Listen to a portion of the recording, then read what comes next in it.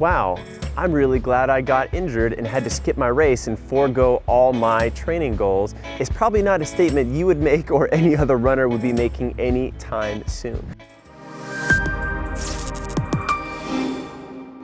Before we dive into today's topic, just a quick shout out to Aftershokz Headphones for sponsoring today's video. Stick around to hear a little bit more of a message from me on why I like them and what I've learned running from them for the last 2 years. Now, when we get into running injuries, we want to be specific about the types of categories that are out there. There are certain injuries that happen immediately and traumatically. You fall and you twist your ankle, or you break your leg, or you're in the city, you step off the curb at the wrong time and you run into a bike, or, you know, heaven forbid, a car, right? Those are traumatic, literally out of nowhere injuries. Fortunately, the vast majority of injuries that we do face as runners are not of the traumatic type. They're of the overuse variety that build up and accumulate just over time due to a lot of miles put on a body that doesn't have the best mechanics and exacerbated by not the best habits. So in today's video, we're going to talk a lot about how to prevent these common causes of injury, mainly by the things that you can control, which is going to be your habits, the way your body moves, and how strong you are.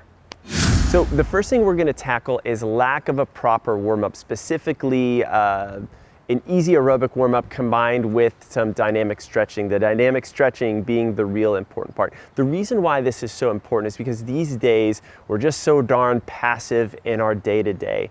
We're either running right out of, right when we wake up, so our body's literally not awake, system is cold, body tissue and joints are stiff, or we're doing it, you know, in the middle of a workday or just after getting out of a car when our hip flexors are super tight. So we need to give ourselves just a few moments to open ourselves up and to make running that much more accessible and better. If you're that person who takes a couple miles to warm up before running feels slightly less horrible, I'm really talking to you. So two of my favorite things, guys, to the big systems we need to hit are gonna be our shoulders and our hips. Easy places to start are some arm circles, starting small, thumbs up, and then slowly getting a little bit bigger. I love this because this gets a little heat in the shoulders and it just gets them a little active. And as I stand here, I can even think about just engaging that midline. Those abs are on, my butt is squeezed, my quads are flexed, and I'm just starting to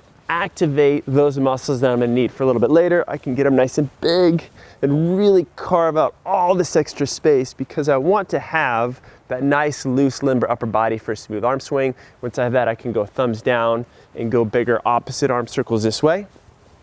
Some other things I like to play with, I was just even messing around with this morning, were just some lateral squats and lunges. So I can step wide, I can start to drop down a little bit to one side, come back up tall, drop down to the other side, and I can start to go a little bit deeper.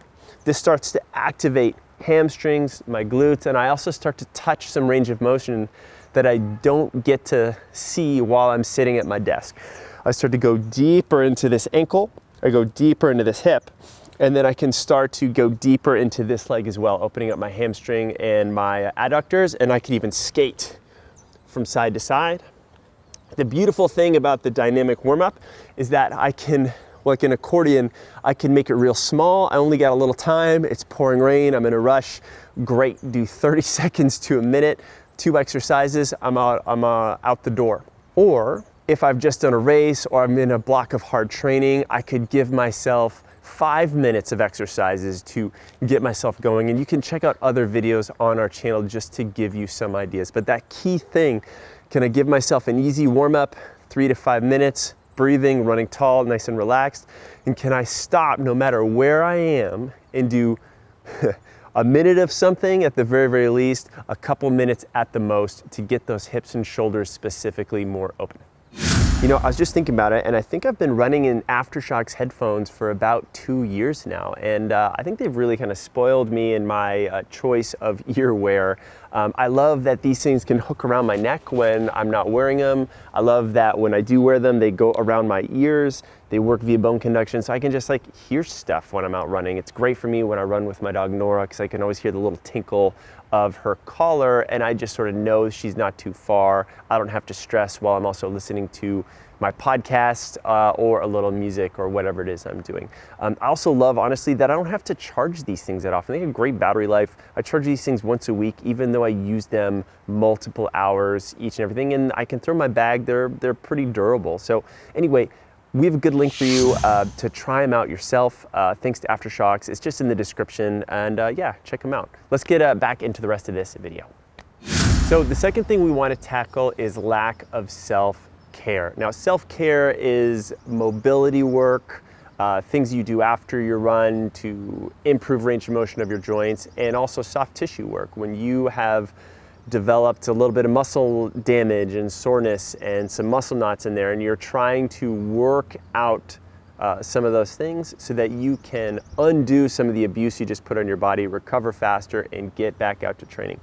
The best way or analogy to describe it is just like miles on your car. If the average person doesn't put a lot of miles in their car, they only need an oil change once or twice a year. But as soon as you start heaping on those miles, you start driving that car over more rugged terrain, the wheel's gonna get out of alignment more quickly, the oil gets dirtier. Just basically, we need a little bit more service. Fortunately, we are our own mechanics, so we can go ahead and do that work ourselves. And all you really need to do is about 15 minutes. 15 minutes a day specifically is a great place to start.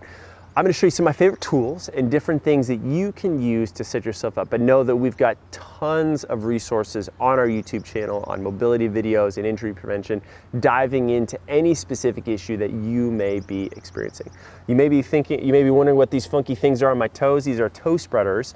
And I really love them for spreading those feet out, opening them up, because as runners, we sometimes get ourselves in narrow shoes. And when my foot's really narrow and cramped, it hits the ground a little bit more stiffly, and just any little change of how my foot hits can have an effect further up.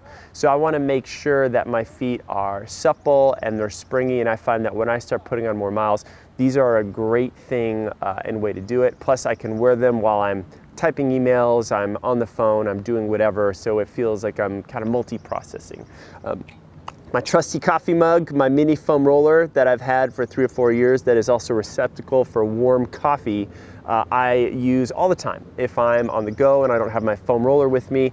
I love this smaller diameter, higher density thing for getting in knots in my calves or in my Achilles. Sometimes the big squishy foam rollers, I just can't get as much pressure. So I love doing this. I also love using things like this stick, super portable. I could be sitting up on my desk and I could just be rolling out different aspects of my calf and just different places that are hard to hit. And then finally, another tool that I love is a voodoo floss band, where I could say I could wrap my ankle or my calf, and I can get through a lot of compression, a lot of blood flow into that area, and I can just hit some of those harder to find nooks and crannies that a foam roller itself just won't adjust. So play with the different tools, but the key thing is that 15 minutes a day. If it's not ingrained as a habit yet, set an alarm. Make sure that you have that in your phone, that you hit it. Personally, one of my things that I love to do is if I'm winding down watching like a show at night with my wife on Netflix or something like that, I'll be sure to watch it on the floor and roll out on something. So the third thing we're going after is lack of cross training. Now, cross training could be defined as anything you do that is not running.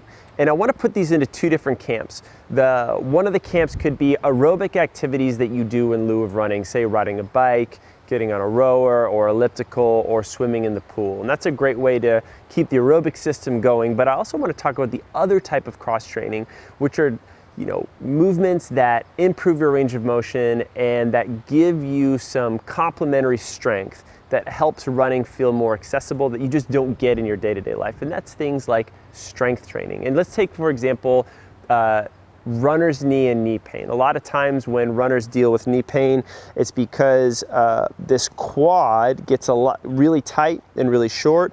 It pulls over this kneecap because this is so tight, and all of a sudden I get a lot of pain on or on the kneecap, and also it pulls from one side to the other, so all of a sudden this kneecap gets pulled out of alignment. Well, one of the reasons why that happens is because we sit a lot as human beings these days, and when we sit a lot, my hip flexors get tight and short, my posterior chain lengthens and it shuts off. My glutes especially, they take like that extra moment. It's like a a car in winter somewhere that needs that extra long warm up for it to get going. If I drive the car cold, it's not going to go very well. And what happens for you with a runner, if my glutes aren't engaged very well, the quads take over, I run with my hips starting to collapse in a little bit. I have a little cascading effect of compromises that occur, and this just all turns out to your knees not being very happy with you, right? So I wanted to spell that out because you wanted to see all the steps that you can change this thing around. There's a lot of different exercises you can do, so the principle and the idea of strength training and making sure that you're more balanced is really the key thing. But I could accomplish that by hitting some squats, some deadlifts, some kettlebell swings, different exercises at least twice a week. I think most runners should have 2 strength cross-training sessions weekly as a bare minimum. You don't necessarily need equipment, although that's nice to have if you could be in a gym. I could work on air squats here, pushing my hips back, pushing those knees out to really load up these hips. I could work on some lunges, going back here. I could add a little bit of knee drive. You may have seen some videos we've done on that recently. It's a great way to add a little additional balance and a little bit of glute engagement. If I do have a bar, I could work on a deadlift, working on getting into these hamstrings back here specifically. I could turn that into a kettlebell swing and so forth. So the key takeaway here, 2 cross-training sessions a week. They should be at least 30 minutes. Hit a couple exercises that are whole body, really emphasizing that posterior chain. So the next thing we're going to tackle is lack of range of motion or mobility. And here's the deal, right? To be this healthy runner, I need to have good fitness. I need to not, bite off more than I can chew, and I need to be strong and stable. But those aren't the only things. If I have those 2, but my body's lacking in key range of motion, say in the ankles, where I don't have this ability to dorsiflex and flex all the way, as soon as I start to go uphill, I'm going to go up on my toes, or what I might tend to do is I might tend to adapt and collapse out. So when my toes start to turn out this way and I run, I have a tendency for my foot to collapse a lot more. And when I run and put enough miles like this, all of a sudden I've got a weird off-axis pulling on my Achilles, my knee starts to collapse in, so there's additional stress on my IT band, my shins and my calves aren't happy with me. When I'm running out of alignment, it's like driving your car with the wheels out of alignment. Like, you're gonna chew through that rubber a little bit faster than you would expect or is normal. So it's super important to get the wheels back in alignment as much as possible. And that's a good way to think about mobility with your body. We need certain levels of ranges of motion. A squat is a great place to start for testing where you're at. Can you sit down with your feet about hip width?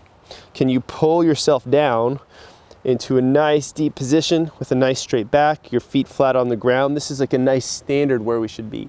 You may not be here, and that's okay. You might be up a little bit higher, but this is a nice clear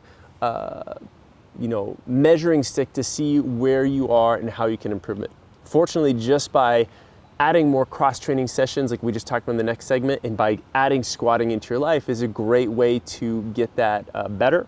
I could do a squat challenge where I could hold this position for 30 seconds or a minute. I could work up to a couple minutes at a time as a way of improving. And then I could start to add other exercises. Another favorite one of mine are hip circles. You might see me do this a lot in different videos where I'm extending this one leg back behind me. And I love this because not only does this get deep into this hamstring and this glute, and I can even push further into this ankle forward, but it works on these hip flexors back here where I can really lengthen and stretch out from sitting down in that chair all day. So this type of mobility work is a great thing to add in on the daily practice.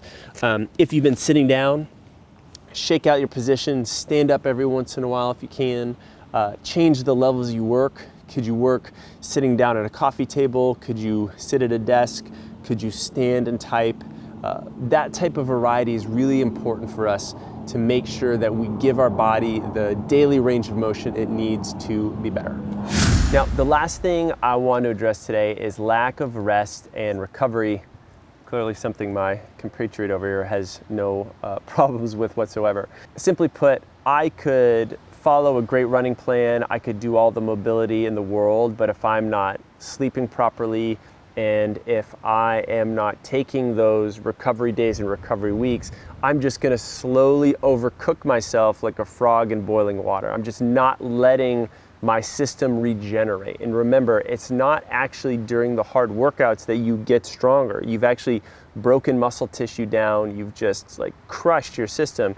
It's actually in those restorative sessions when you're sleeping, when you're resting, when you're not running or doing anything other stressful and stressing, is that when your body actually rejuvenates and comes back. So there is a degree of trusting in those recovery days, making sure that they're in there and they're really in there, that you will actually stay balanced as a runner and come out better at the other end. And the bonus is when you do have those recovery days, you've given yourself a little extra time to work on some of that self-care, to work on that mobility, maybe take a hot bath with some Epsom salts, throw your legs up a wall, read a book, try to go to sleep a little bit earlier. And if you do that, all that interest compounds over time and you become a very wealthy, from a recovery standpoint, runner.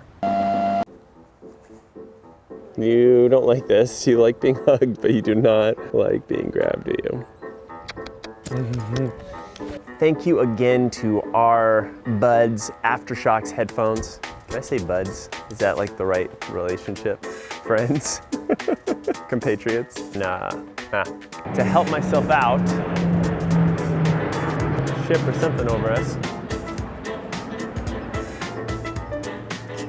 Thank you again to Aftershokz Headphones for bringing this video to you today. They have a special deal exclusive to our community, and all that information can be found in the description of this video, where there's a nice little link you can click on. Of course, if you like this video, guys, hit that like button. Helps other runners find these tips. If you have any comments or questions on the different injuries you're facing, we can help you out. We can also point you to more specific videos, because we've basically done videos on most injuries that runners will face specifically. And of course, if you want to stay in the know, subscribe to our channel, because we got new videos coming out each and every single week. We want you to see them, because there's just a lot of stuff out there on the internet, right? We want you guys to see our stuff and get that direct connection. Speaking of which, guys, I'm going to keep filming so I can keep connecting with you. I'll see you guys in the next video.